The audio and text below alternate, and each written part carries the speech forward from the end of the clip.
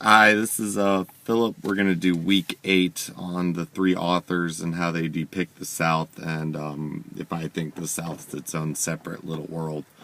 I'm gonna jump in with Eudora Welty.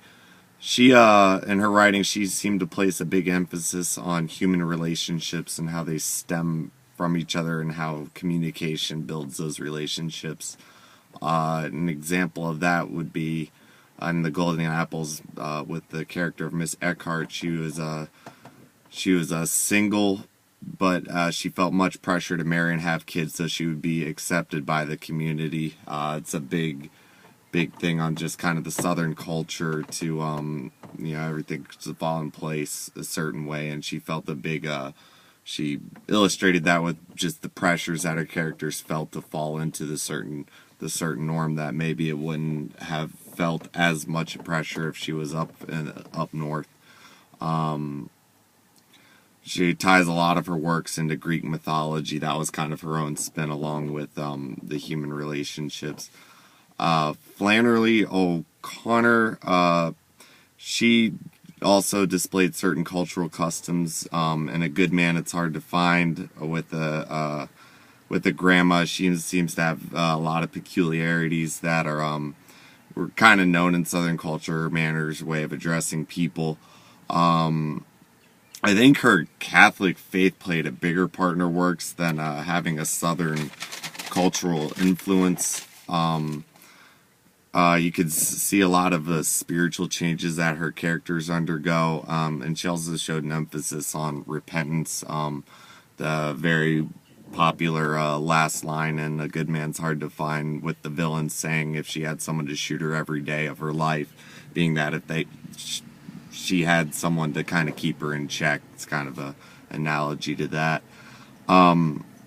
Faulkner was also a product of the Southern Renaissance. He branched out from other writers. South didn't have too many writers post-Civil War that were highlighted too much. You had Mark Twain. He highlighted a lot in his earlier works the theme of patriarchy, and since after the Civil War a lot of the male lead figures were gone, he illustrated that, saying the fall of this patriarchy would lead to a deterioration of culture. But the Southern writers and the Southern Agrarians, these three writers in particular, I think tried to look past the stigma of the South as a kind of a Confederate entity with all those scars that came from the Civil War, and we're trying to celebrate what goodness it did offer.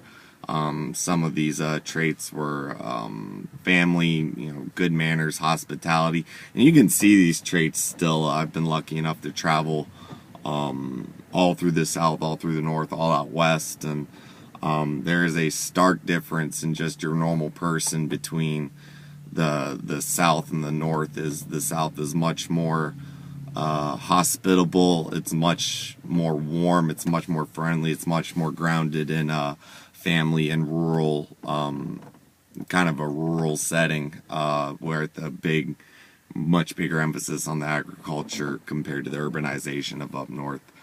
And then for the most part, a lot of these writers, a little bit here and there, but they didn't bring up some of the issues that kind of plagued the South, several years back, and